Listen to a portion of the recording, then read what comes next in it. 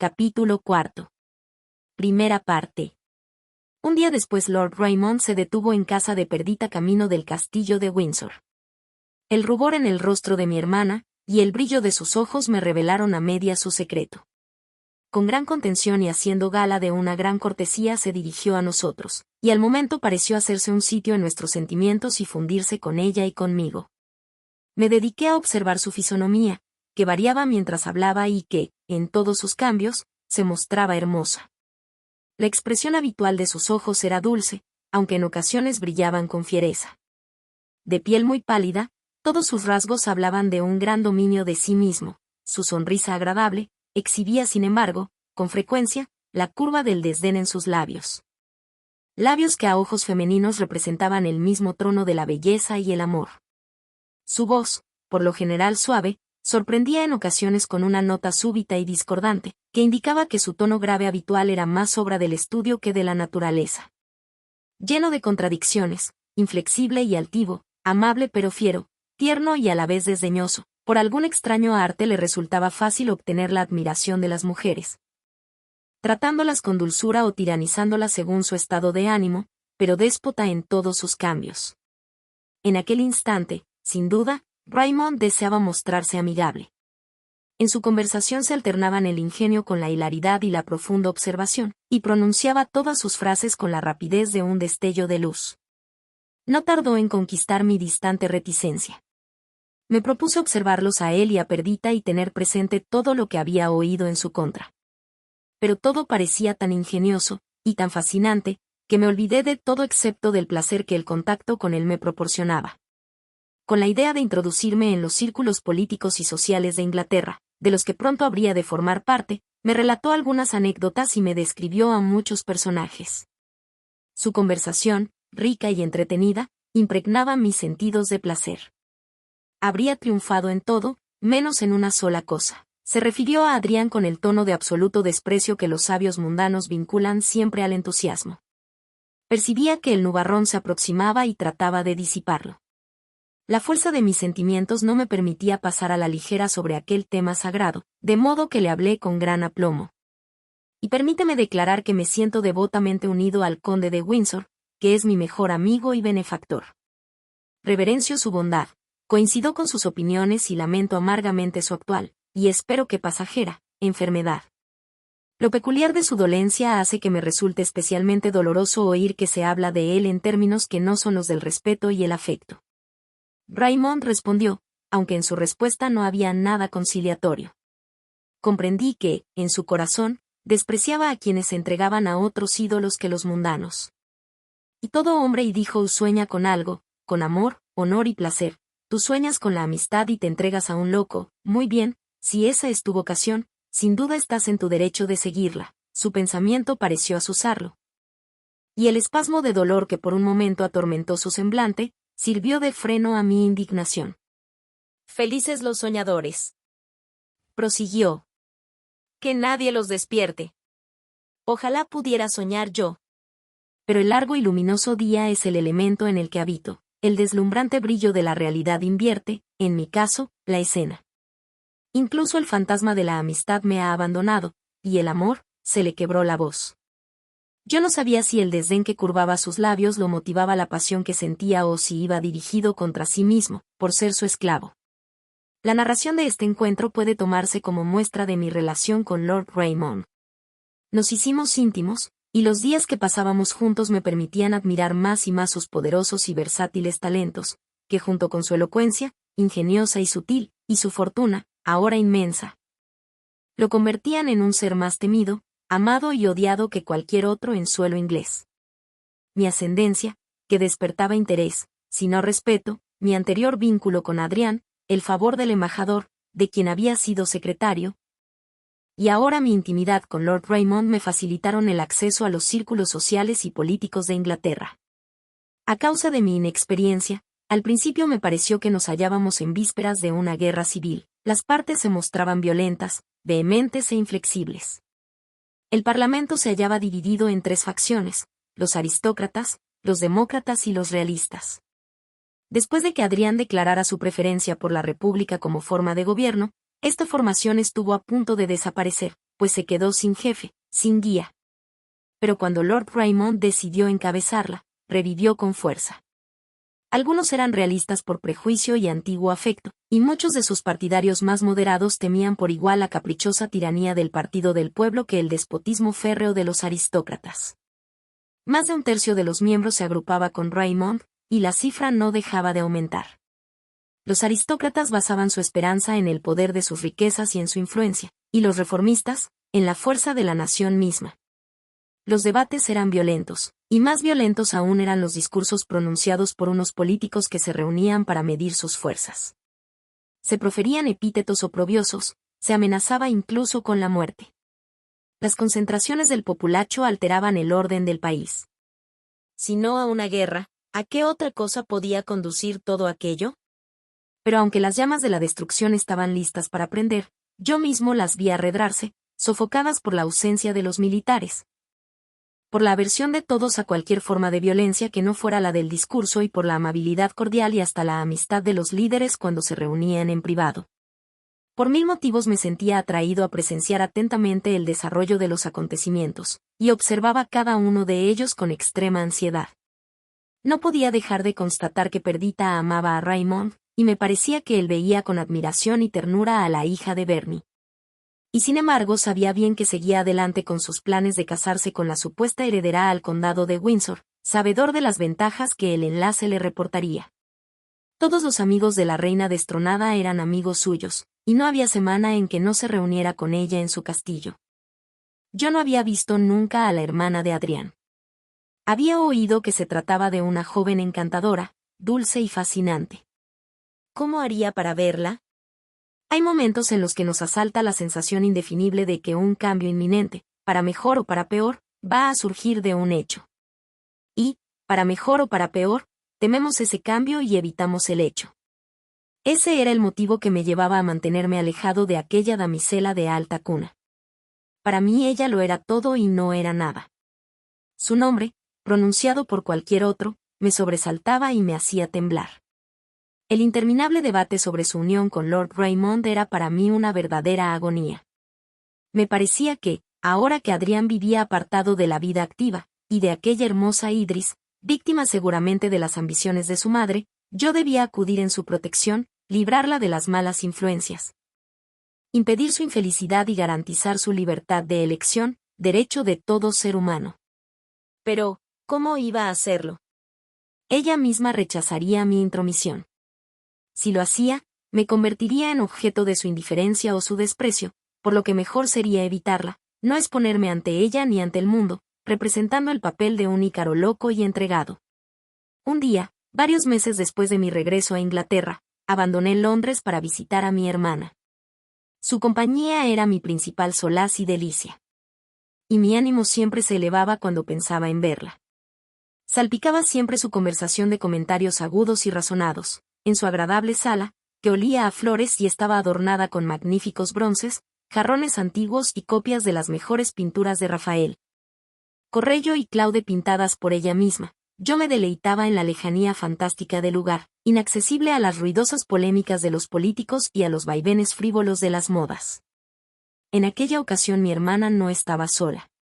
Reconocía al punto a su acompañante, se trataba de Idris, el objeto hasta entonces velado de mi loca idolatría. ¿Qué términos de asombro y delicia serán los más adecuados? ¿Qué expresiones he de escoger? ¿Qué flujo suave de lenguaje me permitirá expresarme con más belleza, con más conocimiento, mejor? ¿Cómo, mediante la pobre unión de unas palabras, podré recrear el halo de gloria que la rodeaba, las mil gracias que perduraban intactas en ella? Lo primero que sorprendía al contemplar aquel encantador rostro era su bondad y sinceridad perfectas. El candor habitaba en su frente despejada, la simplicidad en sus ojos, la benignidad celestial en su sonrisa. Su figura alta y esbelta se combaba con gracia como un álamo a la brisa del oeste, y sus movimientos, divinos, eran los de un ángel alado iluminado desde lo alto de los cielos. La blancura perlada de su piel estaba salpicada de pureza. Su voz parecía el grave y seductor tañido de una flauta. Tal vez sea más fácil describirla por contraste. He detallado ya las perfecciones de mi hermana. Y sin embargo ella era en todo distinta a Idris. Perdita, a pesar de amar, se mostraba reservada y tímida. Idris, en cambio, era franca y confiada. Aquella se retiraba a sus soledades para guarecerse de las decepciones y las heridas. Esta avanzaba en pleno día, segura de que nadie podía lastimarla. Wordsworth ha comparado a una mujer amada con dos bellos objetos de la naturaleza, pero sus versos siempre me han parecido más una expresión de contraste que de similitud. Violeta junto a piedra por el musgo cubierta medio oculta a la vista. Radiante como una estrella cuando sola en el cielo brilla. Esa violeta era la dulce Perdita, que temblaba incluso al asomarse al aire, que se acobardaba ante la observación, y sin embargo, a su pesar, a la superficie asomaban todas sus excelencias. Y pagaba con sus 1000 gracias el esfuerzo de quienes se acercaban a su jardín solitario. Idris era la estrella, esplendor único de la tenue guirnalda del anochecer balsámico, dispuesta a iluminar y deleitar al mundo sometido, protegida de toda mancha por su inimaginable distancia de todo lo que no sea como ella. Celeste. Y yo hallé esa visión de la belleza en la sala de Perdita, en animada conversación con su anfitriona. Cuando mi hermana me vio, se puso en pie al momento y, tomándome de la mano, dijo: «Aquí está, solícito a nuestros deseos. Este es Lionel, mi hermano». Idris también se alzó y posó en mí sus ojos de un azul celeste. «Apenas necesita presentación», y dijo con peculiar gracia. «Contamos con un retrato, venerado por mi padre, que declara al momento cuál es su nombre. Bernie, supongo que reconoce el vínculo, y en tanto que amigo de mi hermano, siento que puedo confiar en usted». Entonces, con lágrimas en los ojos y voz temblorosa, prosiguió: «Queridos amigos, no os parezca extraño que hoy que os visito por primera vez venga a solicitar vuestra ayuda y os confíe mis deseos y temores. Solo a vosotros me atrevo a hablar. He oído hablar bien de vosotros espectadores imparciales, y sois amigos de mi hermano, por lo que habéis de ser también amigos míos. ¿Qué puedo decir? Si os negáis a ayudarme, estoy perdida». Alzó la vista, mientras sus interlocutores permanecían mudos de asombro. Y entonces, como transportada por sus sentimientos, exclamó: «Mi hermano, mi amado y desdichado Adrián. ¿Cómo hablaros de sus desgracias? Sin duda ya habréis oído contar lo que de él se dice, y tal vez habéis creído esos infundios. Pero no está loco. Aunque un ángel descendiera desde los mismos pies del trono de Dios para revelármelo, ni así lo creería. Ha sido engañado, traicionado, encarcelado, salvadlo. Bernie debe hacerlo, de con él allí donde se encuentre, en el rincón de la isla en que se halle preso, encuéntrelo, rescátelo de sus perseguidores, logre que vuelva a ser quien era. Pues en todo el mundo no tengo a nadie más a quien amar». Su sincera súplica, expresada con tal dulzura y vehemencia, me llenó de asombro y comprensión, y cuando añadió con voz arrebatada y mirada fija: «Consciente en asumir la empresa, yo prometí, sincera y fervientemente, dedicar mi vida y mi muerte a restaurar el bienestar de Adrián». Entonces conversamos sobre el plan que habría de seguir, y abordamos cómo podríamos dar con su paradero. Mientras seguíamos hablando, Lord Raymond entró sin que nadie lo anunciara y vi que Perdita temblaba y palidecía, y que el rubor se apoderaba de las mejillas de Idris. Lord Raymond debió de sentir gran asombro al presenciar nuestro cónclave, o gran turbación, mejor dicho. Pero no permitió que nada de ello aflorara a su gesto, saludó a mis acompañantes y se dirigió a mí con gran cordialidad. Idris pareció quedar suspendida unos instantes, y entonces, con suma dulzura, dijo: «Oh Lord Raymond, confío en su bondad y en su honor». Esbozando una sonrisa altiva, él inclinó la cabeza. «¿Y de veras confía en ellos, Lady Idris?», preguntó. Ella trató de leerle el pensamiento, antes de responderle con dignidad: «Como guste. Sin duda siempre es mejor no comprometerse a ocultar nada». «Discúlpeme», y dijo él, «si la he ofendido. Tanto si confía en mí como si no, haré todo lo que esté en mi mano para cumplir sus deseos, sean cuales sean». Idris le dio las gracias con una sonrisa, y se levantó para marcharse. Lord Raymond solicitó su permiso para acompañarla al castillo de Windsor, a lo que ella consintió. Salieron juntos de la casa. Mi hermana y yo nos quedamos allí como dos necios que imaginan que han encontrado un tesoro de oro hasta que la luz del día les convence de que no era sino plomo, dos moscas tontas y sin suerte que, jugando con los rayos del sol. Se ven atrapadas en una telaraña. Me apoyé en el alféizar de la ventana y observé a aquellas criaturas gloriosas hasta que se perdieron en el bosque. Solo entonces me volví. Perdita no se había movido. Los ojos clavados en el suelo, pálidas las mejillas, los labios muy blancos, rígida e inmóvil, seguía sentada, la zozobra impresa en todos sus gestos. Algo asustado, hice ademán de tomarle de la mano, pero ella, temblando, retiró la suya, esforzándose por componer el semblante. Traté de que me hablara. Va ahora no, replicó, y no me hables tú tampoco, querido Lionel. No puedes decir nada porque no sabes nada. Te veré mañana. Hasta entonces, adiós. Se puso en pie para ausentarse, se dirigió a la puerta y al llegar a ella se detuvo y, apoyándose en el quicio, como si el peso de sus pensamientos le hubiera privado de la fuerza para sostenerse por sí misma, añadió. Es probable que Lord Raymond regrese. ¿Le dirás que me disculpe hoy, pues no me siento bien? Si lo desea, lo recibiré mañana, y también a ti. Será mejor que regreses a Londres con él. Allí podrás iniciar las averiguaciones sobre el conde de Windsor a las que te has comprometido, y mañana puedes volver a visitarme antes de proseguir tu viaje. Hasta entonces, me despido. Le costaba hablar, y al terminar emitió un profundo suspiro. Con un movimiento de cabeza acepté lo que me proponía. Me sentía como si, desde el orden del mundo sistemático, hubiera descendido hasta el caos, oscuro, opuesto, ininteligible. Que Raymond pudiera casarse con Idris me resultaba más intolerable que nunca. Y aún así mi pasión, gigante desde el momento mismo de su nacimiento, era demasiado extraña, indómita e impracticable como para sentir al instante la tristeza que había percibido en Perdita. ¿Cómo debía actuar? Ella no me había confiado lo que sucedía. A Raymond no podía pedirle explicaciones sin arriesgarme a traicionar lo que tal vez fuera su secreto más preciado. Al día siguiente sabría la verdad. Y mientras me hallaba ocupado en aquellos pensamientos, Lord Raymond regresó.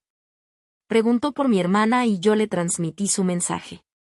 Entonces me preguntó si me disponía a regresar a Londres y me invitó a acompañarle. Yo acepté. Parecía pensativo y permaneció en silencio durante gran parte del trayecto. Y debes disculpar que me halle tan abstraído, dijo al fin. Lo cierto es que la moción de Ryland se presenta hoy mismo y estoy considerando cuál ha de ser mi respuesta. Ryland encabezaba el Partido Popular. Se trataba de un hombre muy obstinado y a su manera muy elocuente. Se había salido con la suya en su intento de presentar a votación una ley que convirtiera en traición cualquier plan para alterar el estado del gobierno inglés y las leyes vigentes de la República. Ese ataque iba dirigido contra Raymond y sus maquinaciones encaminadas a la restauración de la monarquía. Raymond me pidió que le acompañara al Parlamento esa noche. Recordé que debía recabar información sobre Adrián y, consciente de que la misión me llevaría mucho tiempo, me disculpé. Le entiendo, dijo mi acompañante, y yo mismo voy a liberarte de lo que te impide acompañarme. Sé que pretendes averiguar el paradero del conde de Windsor. De modo que yo mismo te diré que se encuentra en casa del duque de Atholl, en Dunkeld.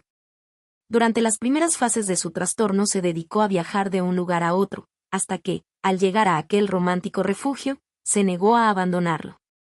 Nosotros lo dispusimos todo, de acuerdo con el duque, para que pudiera quedarse allí. Me dolió el tono insensible con que me facilitó la información. Debo agradecerte el dato y le respondí fríamente, que ha de serme de utilidad.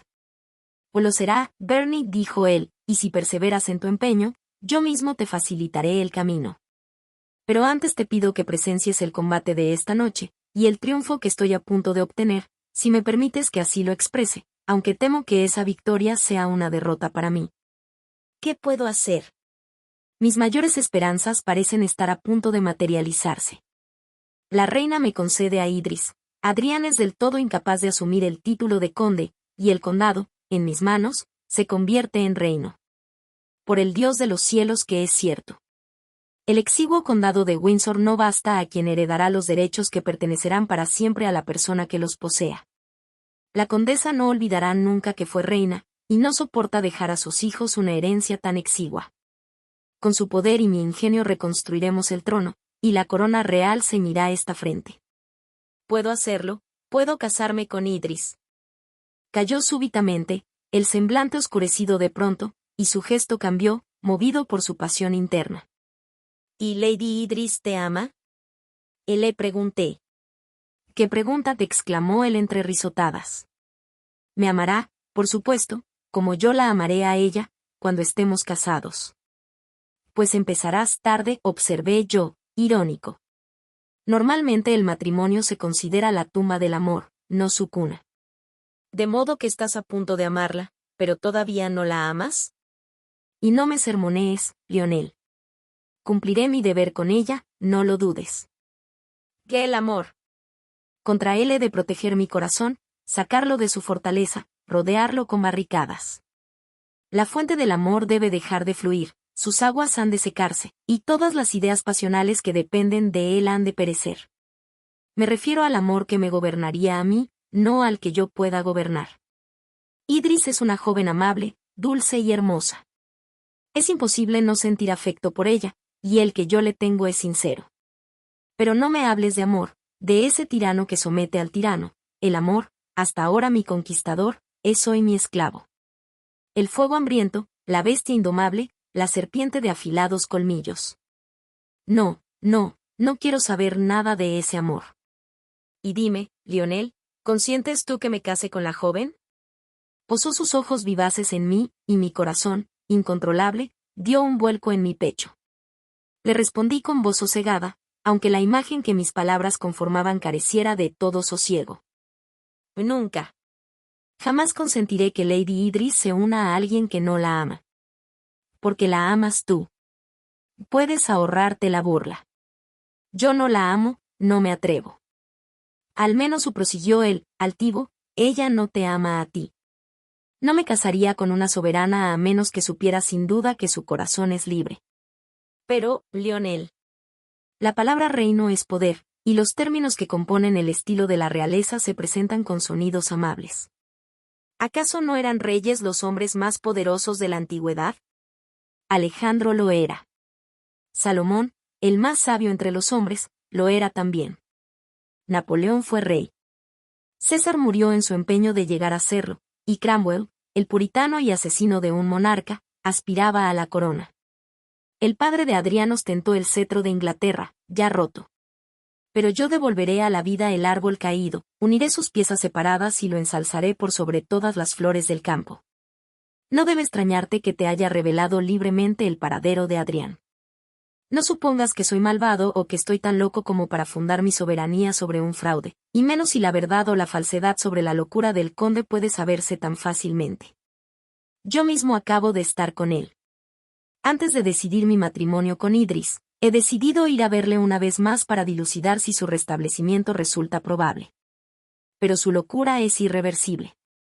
Aspiré hondo. Y no te revelaré, prosiguió Raymond, los detalles de su melancolía. Tú mismo los verás y juzgarás a partir de ellos. Aunque me temo que esa visita, que a él va a hacerle del todo inútil, ha de causarte a ti un sufrimiento insoportable. A mí me ha afectado grandemente.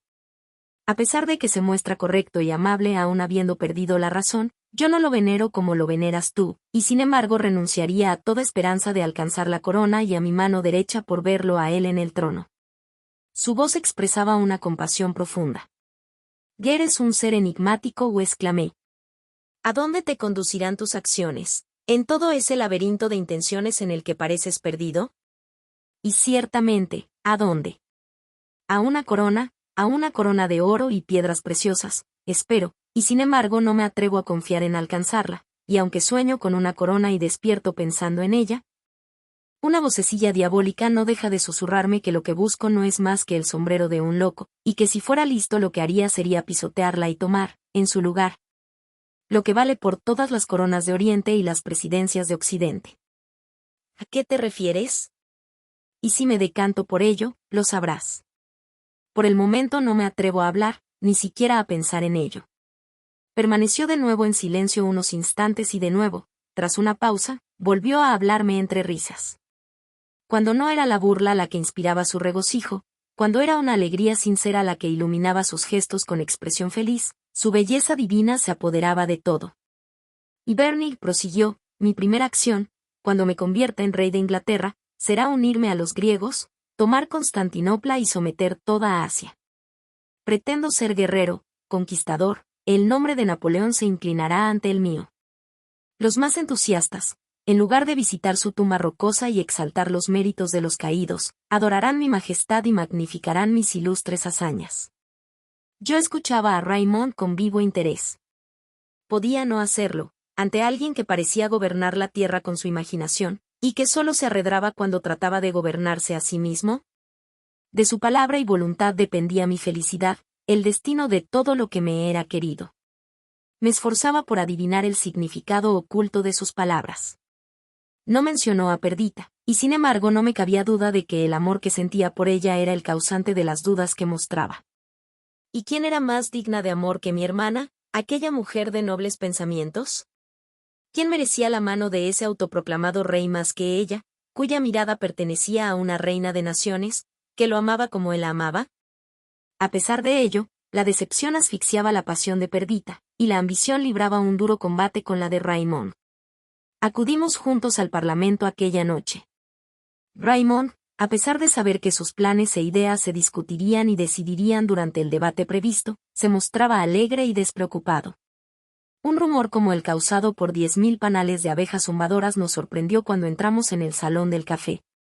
Corrillos de políticos de expresión nerviosa conversaban con voz grave y profunda. Los miembros del partido aristocrático, formado por las personas más ricas e influyentes de Inglaterra, parecían menos alterados que los demás, pues la cuestión iba a discutirse sin su intervención. Junto a la chimenea se hallaban Ryland y sus partidarios. Ryland era un hombre de origen incierto e inmensa fortuna, heredada de su padre, que había sido fabricante. De joven había sido testigo de la abdicación del rey, así como de la unión de las dos cámaras, la Casa de los Lores y la de los Comunes. Había simpatizado con aquellos movimientos populares y había dedicado su vida y sus esfuerzos a consolidarlos y extenderlos.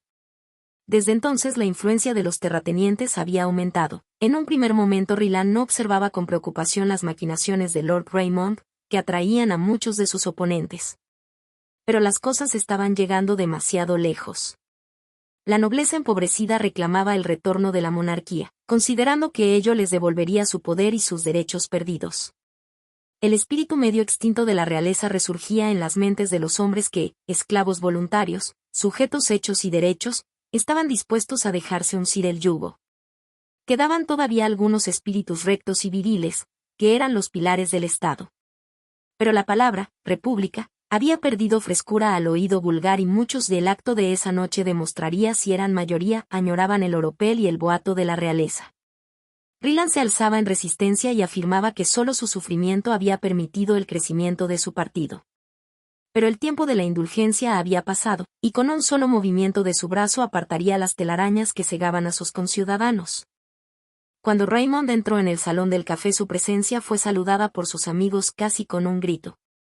Congregándose a su alrededor contaron cuántos eran, y cada uno expuso los motivos que les llevaban a pensar que su número aumentaría, pues este o aquel miembro no había mostrado aún sus preferencias. Tras dar por concluidos ciertos asuntos menores en la Cámara, los líderes tomaron asiento en sus respectivos puestos. El clamor de voces proseguía, hasta que, cuando Ryland se puso en pie para tomar la palabra, se hizo un silencio tan absoluto que podían oírse hasta los susurros. Todos los ojos se clavaron en el que, sin ser agraciado, resultaba imponente. Yo aparté la vista de su rostro severo y la posé en el de Raymond que, velado por una sonrisa, ocultaba su preocupación. Con todo, sus labios temblaban ligerísimamente y su mano se aferraba a intervalos con fuerza al banco en que se sentaba, lo que hacía que sus músculos se tensaran y destensaran. Ryland inició su discurso ensalzando el estado del Imperio Británico. Refrescó la memoria de los asistentes sobre los años pasados, las tristes contiendas que, en tiempos de sus padres, habían llevado al país al borde de la guerra civil. La abdicación del difunto rey y la fundación de la República, que pasó a describir, expuso que Inglaterra era más poderosa, sus habitantes más valerosos y sabios, gracias a la libertad de que gozaban. Mientras hablaba, los corazones se henchían de orgullo y el rubor teñía las mejillas de quienes recordaban que allí todo el mundo era inglés, y que apoyaba y contribuía al feliz estado de las cosas que ahora se conmemoraba. El fervor de Ryland aumentó y, con ojos encendidos y voz apasionada, siguió relatando que había un hombre que deseaba alterar todo aquello y devolvernos a nuestros días de impotencia y contiendas. Un hombre que osaba arrogarse el honor que correspondía a quien demostrara haber nacido en suelo inglés, y situar su nombre y su estilo por encima del nombre y el estilo de su país. En ese momento me fijé en que el rostro de Raymond mudaba de color. Apartó la vista del orador y la clavó en el suelo. Los asistentes dejaron de observar a Ryland para mirarlo a él, aunque sin dejar de oír la voz que atronaba su denuncia y llenaba sus sentidos. La gran franqueza de sus palabras le confería autoridad. Todos sabían que decía la verdad, una verdad conocida, aunque no reconocida. Arrancó la máscara que ocultaba la realidad y los propósitos de Raymond, que habían avanzado hasta entonces agazapados en la penumbra, asomaron como un ciervo asustado, acorralado. Evidente el cambio de su gesto para quienes lo miraban. Ryland acabó declarando que todo intento de restablecer el poder real debía ser declarado traición, y traidor a quien persiguiera el cambio de la forma de gobierno vigente. Al término de su intervención, los asistentes estallaron en vítores y aplausos. Una vez defendida su moción, Lord Raymond se puso en pie inexpresivo, la voz melodiosa, sus maneras delicadas, su gracia y su dulzura semejantes al tañer de una flauta que llegara tras la voz poderosa de su adversario, que atronaba como un órgano. Dijo alzarse para hablar a favor de la moción del honorable miembro, aunque deseando introducir una ligera enmienda. No dudó él también en recordar los viejos tiempos, en conmemorar las luchas de nuestros padres y la abdicación de nuestro rey. Con gran nobleza y generosidad, dijo. Nuestro ilustre y último soberano de Inglaterra se había sacrificado por el bien aparente de su país y se había despojado de un poder que solo podía mantener a costa de la sangre de sus súbditos. Y esos súbditos suyos que ya no lo eran, sus amigos e iguales, en señal de gratitud habían concedido ciertos favores y distinciones a él y a su familia a perpetuidad. Se les entregó una espaciosa finca y se les reconoció el rango más elevado entre los pares de Gran Bretaña. Sin embargo, podía conjeturarse que no habían olvidado su antigua herencia. Y era muy duro que su heredero sufriera del mismo modo que cualquier otro pretendiente si trataba de obtener de nuevo lo que por herencia le pertenecía. No es que él opinara que hubiera de favorecerse semejante intento. Lo que afirmaba era que un intento semejante resultaría venial, y que si el aspirante no llegaba a declarar la guerra ni a izar una bandera en el reino, su falta debía tomarse con cierta indulgencia. Por lo tanto, en su enmienda proponía que la ley contemplase una excepción a favor de cualquier persona que reclamara el poder soberano para los condes de Windsor. Raymond no concluyó su intervención sin pintar con colores vivos y brillantes el esplendor de un reino en oposición al espíritu comercial del republicanismo. Afirmó que todo individuo, amparado bajo la monarquía inglesa, era, como lo era ahora, capaz de alcanzar alto rango y poder, con una única excepción, el cargo de máximo gobernante. Un rango más alto y más noble del que podía ofrecer una comunidad timorata y dedicada al trueque. ¿Merecía la pena sacrificar tanto para evitar apenas aquella excepción? La naturaleza de la riqueza y la influencia reducía forzosamente la lista de candidatos a unos pocos entre los más ricos. Y podía temerse que el mal humor y el descontento causados por esa lucha que se repetía cada 3 años contrarrestaran las ventajas objetivas. No puedo dar constancia exacta de las palabras y los elegantes giros del lenguaje que daban vigor y convicción a su discurso, su ingenio y su gracia. Sus maneras, tímidas al principio, se tornaron firmes, y su rostro cambiante se iluminó con un brillo sobrenatural. Su voz, variada como la música, causaba, como ésta, el encantamiento de quienes lo escuchaban. Sería inútil reproducir el debate que siguió a su arenga. Los partidos pronunciaron sus discursos, que revistieron la cuestión de jerga y ocultaron su simple significado tras un viento de palabras tejidas. La moción no fue aprobada. Ryland se retiró presa de una mezcla de cólera y desazón.